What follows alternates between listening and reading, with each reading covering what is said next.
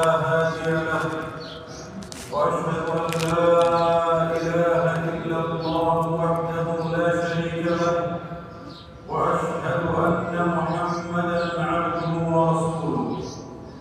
يا ايها الذين امنوا اتقوا الله حق تقاته ولا تموتن الا وانتم مسلمون. يا ايها الناس اتقوا ربكم الذي خلقكم من نفس واحدة وخلق منها زوجها وبث منهما رجالا كثيرا ونساء واتقوا الله الذي تساءلون به والأرحام إن الله كان عليكم رقيبا. يا أيها الذين آمنوا اتقوا الله وقولوا قولا سديدا يصلح لكم أعمالكم ويغفر لكم ذنوبكم ومن يطع الله ورسوله فقد فاز فوزا عظيما. أما بعد إخوة الإيمان، فإن جماع الوصايا وملاكها وبلوغ الآمال وإدراكها إنما يكون بتقوى الله، فهي معقد الأمر وزمامه ومبتدأه وختامه، فالسعيد من ارتدى أثوابها في جميع أوقاته. قال عز قائلا حكيما: يا أيها الذين آمنوا اتقوا الله حق تقاته. معاشر المؤمنين والمؤمنات، إن أعظم ما عمرت به القلوب وعمرت به الجوارح ولهجت به الألسنة وتمثلت بمقتضاه الجوارح كلمة الإخلاص والتوحيد: لا إله إلا الله. إنها الكلمة التي شهد الله بها لنفسه وأشهد عليها أفضل خلقه، فقال سبحانه: شهد الله أنه لا إله إلا هو والملائكة وأولو العلم قائما بالقسط، لا إله إلا هو العزيز الحكيم. فهي أجل شهادة وأعظمها وأعدلها وأصدقها من أجل شاهد بأجل مشهود به. إنها الكلمة التي قامت بها الأرض والسماوات وخلقت لأجلها جميع المخلوقات، وبها أرسل الله تعالى رسله وأنزل كتبهم وشرع شرائعه، ولأجلها نصبت الموازين ووضعت الدواوين، وعليها نصبت القبلة وأسست الملة، وهي كلمة الإسلام ومفتاح دار السلام، وهي حق الله على جميع المكلفين، وعنها يكون سؤال الله للأولين والآخرين. هذه الكلمة الجليلة الشأن لا إله إلا الله يراد بها أنه لا يستحق أحد مهما سما مكانه وجل في أنفس الخلق شانه أن يصرف له وجه من وجوه العبودية، لأنه لا يعبد إلا من اتصف بالربوبية الكاملة المطلقة، وليس ذلك إلا لله، لأن له جل شانه وتقدس سلطانه الكمال المطلق في ذاته وصفاته وأفعاله وأسمائه، وكل من سواه فإنه محل الضعف والافتقار وموضع الحاجة والاضطرار، فهو لذلك أهل أن يعبد وحده دون غيره. وحين نتأمل ذلك المفهوم العظيم لتلك الكلمة الجليلة المعنى الممتدة الأثر، ندرك أنه بها وحدها تتحقق حرية الإنسان، وبها يحصل الانعتاق من عبودية كل مخلوق، حيث يقر المؤمن بمعبود واحد مستحق للعبادة وحده، فلا ينثني القلب ولا ينحني القالب إلا لله، ولا يعبد المرء إلا خالقه ومولاه، ذلك الإله العظيم الذي تخضع له القلوب قبل أن تسجد له الجباه، وتلهج بألوهيته وربوبيته الأبصر والأفواه. إنها كلمة جامعة لمعاني ما جاءت به الرسل وبلغته عن الله عز وجل، لتعالق الربوبية والألوهية وتلازمهما تعالق الأبدان وتطابق الأجفان، إذ الربوبية تستلزم الألوهية، والألوهية تتضمن الربوبية، كما أن شهادة أن لا إله إلا الله تستلزم شهادة أن نبينا محمدا صلى الله عليه وسلم عبده ورسوله. فلا تتم شهادة أن لا إله إلا الله إلا بشهادة أن محمدا رسول الله صلى الله عليه وسلم، فإن الإله هو المألوه المعبود المستحق لغاية الحب بغاية التعظيم. ولا تتم عبودية الله ومحبته إلا بمحبة ما يحبه وكراهة ما يكرهه، ولا طريق إلى معرفة ما يحبه وما يكرهه إلا من جهة رسوله المبلغ عن الله ما يحبه وما يكرهه، باتباع ما أمر به واجتناب ما نهى عنه. فصارت محبة الله مستلزمة لمحبة رسول الله صلى الله عليه وسلم وتصديقه ومتابعته.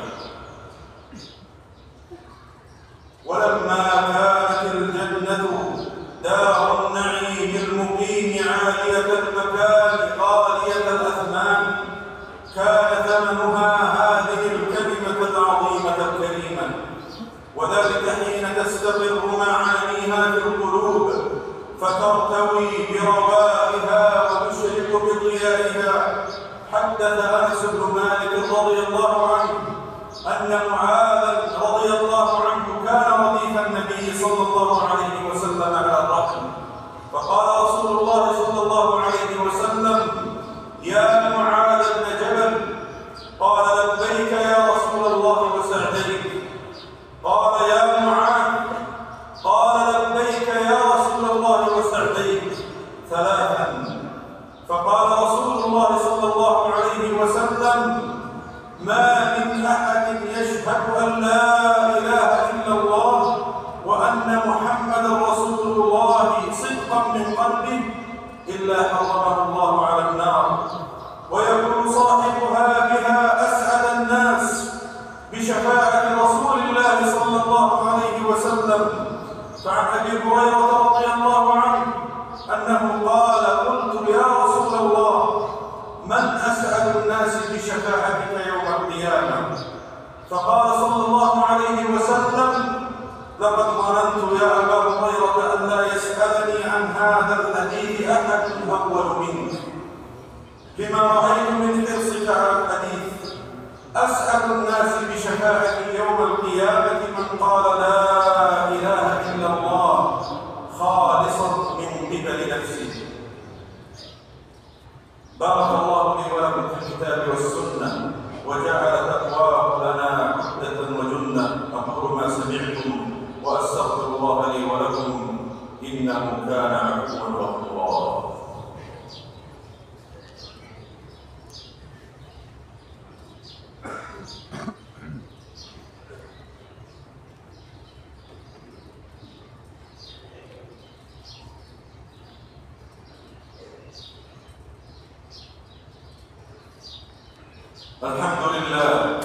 الحمد لله أهل الحمد ومستحق الثناء، مسبغ العطاء ومسبل الغطاء، حمدا يصوب حياه ويعذب جناه ويلوح سناه. والصلاة والسلام على سيد الخلق وخاتم الأنبياء نبينا محمد وعلى آله وأصحابه الخيرة الأصفياء. أما بعد، معاشر المؤمنين والمؤمنات، فإن كلمة التوحيد الإخلاص ليست مجرد كلمة عابرة تتحرك بها الشفاه وتتردد في الأفواه، إنها كلمة عظيمة آثارها وشجرة يانعة ثمارها. ألم تر كيف ضرب الله مثلا كلمة طيبة كشجرة طيبة أصلها ثابت وفرعها في السماء تؤتي أكلها كل حين بإذن ربها ويضرب الله الأمثال للناس لعلهم يتذكرون. إنها كشجرة وارفة تلقي عندها النفوس المرهقة بأعباء الحياة أثقالها فتدني عليها ثمارها وتنشر ظلالها. إذا استقر معناها في أقوال القلب وأعماقه استقر الوجدان واطمأنت النفس وسكنت الروح، ففاقت على الصدر انشراحا وعلى الفؤاد انفساحا في زمن متسارع الخطى كثير المتغيرات يمور بأمواج من المؤثرات والمكدرات. إنها في هجير الحياة ومسيرها سلوان المصدور وأمان الخاطف تهب على القلوب هبوب النسيم البارد في اليوم الصائف. وإن قلبا امتلأ بعقيدة التوحيد ليسكن عند مجاري الأقدار ويطمئن عند تقلبات هذه الدار، لأنه يوقن أن له إلها عظيما كل شيء عنده بمقدار. فعن ابن عباس رضي الله عنهما أن نبي الله صلى الله عليه وسلم كان يقول عند الكرب: لا إله إلا الله العظيم الحليم، لا إله إلا الله رب العرش العظيم، لا إله إلا الله رب السماوات ورب الأرض ورب العرش الكريم. فألهجوا بها ألسنتكم ذاكرين واملأوا بها قلوبكم موقنين. اللهم أحينا على التوحيد وتوفنا على كلمة التوحيد واكتب لنا بفضلك الحسنى والمزيد. ألا وأكثروا من الصلاة والسلام على سيد الخلق وصفوة الأنام في هذا اليوم وفي سائر الأيام، فإنه صلى الله عليه وسلم يقول: إن من أفضل أيامكم يوم الجمعة فأكثروا علي من الصلاة فيه فإن صلاتكم معروضة عليه. اللهم صل وسلم وبارك وأنعم على سيد الأولين والآخرين وإمام المرسلين ورحمة الله للعالمين نبينا محمد صلى الله عليه وعلى آله وأصحابه أجمعين. اللهم ارض عن الصحابة أجمعين وعن الخلفاء الراشدين والسادة المهديين أبي بكر وعمر وعثمان وعلي وعن سائر صحابة نبيك أجمعين وعنا معهم بفضلك ومنك وإحسانك يا أرحم الراحمين.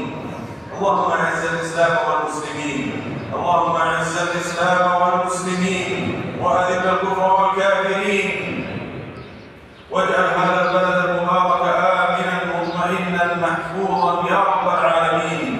اللهم احفظ بلاد الحرمين المملكة العربية السعودية، اللهم احفظ محضر الحرمين ومهوى أفئدة المسلمين من كيد الكائدين ومن حسد الحاسدين ومكر الماكرين.